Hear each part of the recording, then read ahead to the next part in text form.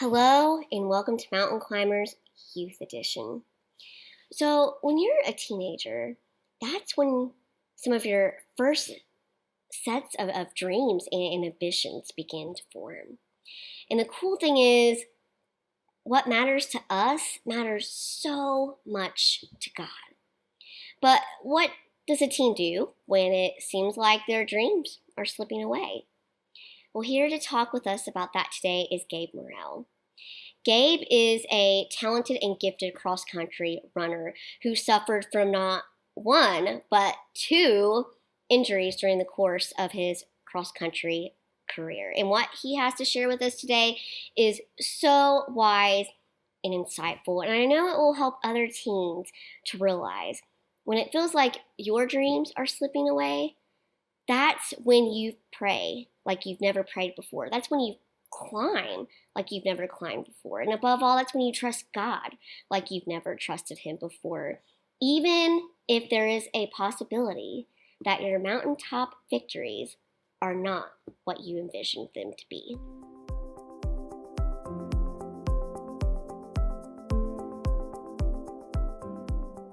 Hey, Gabe, welcome to Mountain Climbers. Thanks for having me on. You're so welcome. I just cannot wait for everyone to hear your story. It's very inspiring. In fact, it's almost like something right out of the Kendrick Brothers movie. And in fact, the latest Kendrick Brothers movie was about a cross-country runner who beat insurmountable odds like you did. So this is really cool. So first of all, I just want to know, when did your love for running and cross-country come about?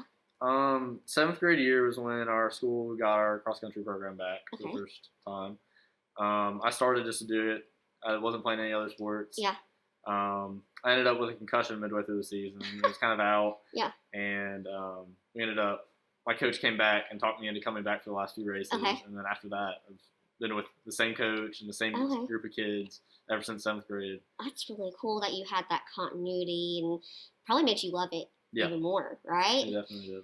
And you were super successful in this sport, and you won quite a bit of awards, didn't you? Can you share about that? So our eighth grade year, we had a full team, and we got third in our conference. And then from there, it just seemed to go up, get better and better.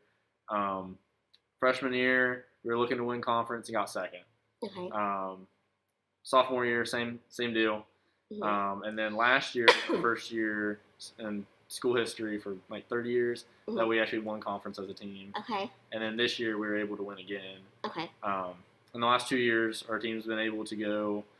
We won conference, we won districts, went on to regionals, and then made it as a team to state the past 2 years. Awesome. So you were pretty much at the top of your game. Yep. It really seemed like nothing could stop you. Mm-hmm. But then you experienced something no athlete wants to experience, probably your worst nightmare. Yeah. You had an injury. Correct. Share about that. So it was a regionals race. So we had that race qualified us for state. Okay. And we were racing. It's a course that no one really likes. It's always wet, muddy, cold. One of the tougher courses in the area. Yeah. So we were racing it, and about a mile left in the race, my coach was, he's always running around the course encouraging everybody. Mm-hmm. And he was telling me, I need to move to get some spots so we can get the points made up. And one of his direct quotes from that time was, "Stop feeling sorry for yourself." Mm-hmm. Start going. Yeah. So with about 800 meters left, my hips started to kind of cramp up. I could feel it start to hurt. Yeah. At that point, though, there's so much adrenaline, you just got to push through and finish. That's all you can do. So it got down to, there's the last 30 meters. Everyone's sprinting, trying to pass each other. Yeah. And I felt a pop, and it didn't necessarily hurt in the time, but it just felt very weird. Yeah.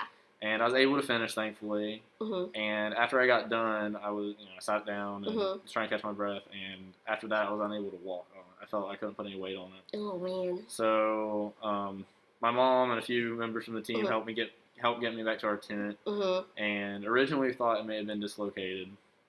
But our coach and everybody, we decided, let's go ahead and go to the hospital, try to get it figured out. Maybe come back next week if I can for state, because we ended up qualifying. Oh, that's awesome.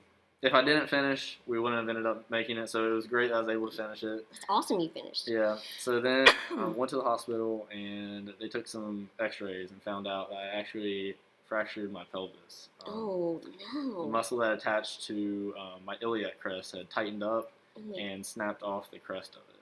So. That's not the kind of news you want to hear. Not at all. Not as a runner. And when you got that news, did you think, my running days are over?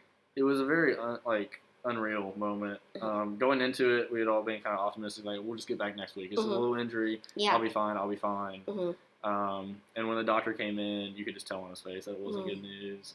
He brought up the x-rays and showed us, and it was just not knowing that, knowing I wasn't going to be able to race that next week, and not knowing if I was going to be able to come back for indoor season either. Yeah, that would be hard. Very tough because you weren't able to do what you love to do. Yeah. So how did the recovery go?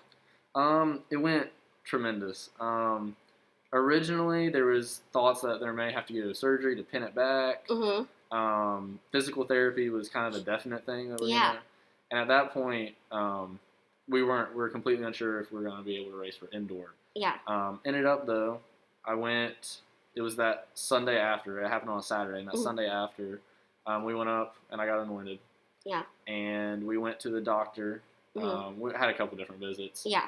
But they determined that they said it was going to be 2 weeks, no wait, and then 2 weeks of light duty, and that should be okay. Yeah. Still probably needed physical therapy. Yeah. 2 weeks later, I was able to walk on it. Went back up, and they determined that no physical therapy was needed. Great. Everything was fine. 2 weeks of being easy on it. Yeah. After that, I can go back to doing whatever I need to do. So. That's awesome. So you recovered, but I wonder if they thought that, okay, we released him, and he's going to go and run in the White Gravel Extreme Trail Run. I'm sure that was the part of this thing from their mind, because, that trail is very extreme. It's very rough. It's very rough. So what led you to that decision to do that? Part of it was we had gotten back. I got back into shape for indoor, and we raced a state for indoor, and then we had been. That was still up in the air what our track season was going to be like. Okay. And we were all still training every day, trying to get our best. Yeah. And the team actually was going to another 5K. Okay. And I hadn't been able to run the White Gravel Mines for a while because it always fell before an important race that we had the next day. So I never could do it. Yeah. And this year, didn't have any races, so I decided, hey, coach, is it okay if I race this instead? Yeah. He was completely fine with it. And I was, for me, I didn't expect to win. I just went out kind of by myself in my own group, just try to do my best, see where I was at after my injury. Because I didn't know, that's the first time I'd raced since then. You didn't know how it was going to go. I was trying to figure out how it was going to go, and it ended up working out very well. You won. Yes. You won. You not only did you run, but you won the race. You came in first. So that accomplishment, I can imagine how that made you feel. Did that make you think, okay, everything's okay, and I'll be able to run again? Yep, that was the moment that this season's going to be a good season. Everyone had raced in their own race well, and then for me to be able to win was just like the icing on the cake. Like we knew this season was going to be good. Yeah.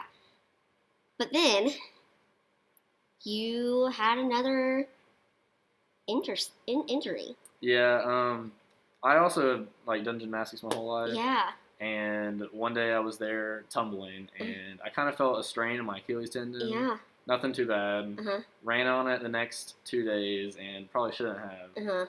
And it got to the point where I was unable to almost walk on it. So we went, and that was a whole mess with going. One doctor was saying this, one doctor was saying this. Don't you hate when that happens? I can relate. Yeah. So we got X-rays, and that didn't really show much. And finally, we were able to get an MRI scheduled, and that's when they found out that I had a partially torn Achilles. Oh no! So this is your second injury. Yes.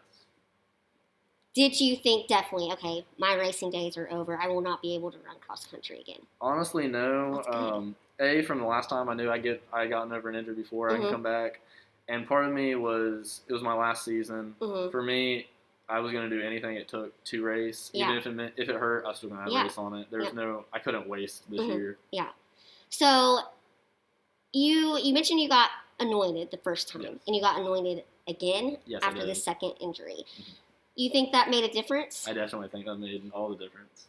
Well, I totally agree with you because you just recently ran your last race of your high school career. How does it feel to be able to say, okay, I finished my race and I made it to the top of my mountain? It was amazing, especially coming from last year. I wasn't able to. That final race of the year, I was watching from the sideline on crutches. Yeah. And this year, I was there. I was with the team for team pictures, with the uniform on, with the bib on. Yeah. There's pictures of me racing. Like, it was a lot different. Oh, yeah. I can't imagine the joy you felt in the good type of pride that you had in yourself. I'm sure it was amazing, but I have to ask, because teenagers need to hear this. If those 2 injuries took you out of the sport you loved, would have you still loved and served the Lord? I definitely would have. I do think I would have questioned some things. It would have been very hard. You know, that's for me. I run 9 months out of the year, at least 9 to 10 months out of the year. So I mean, that's part of my whole a big part of my life. But I definitely don't think it would have been something that would have drew me out of church or out of serving. Definitely, and I think that's so good for other teenagers to hear, because they need to know that the stuff that matters to us matters to God. Just we need to put him first. He must matter first to us. So because of that answer, you're the perfect person to answer this last question.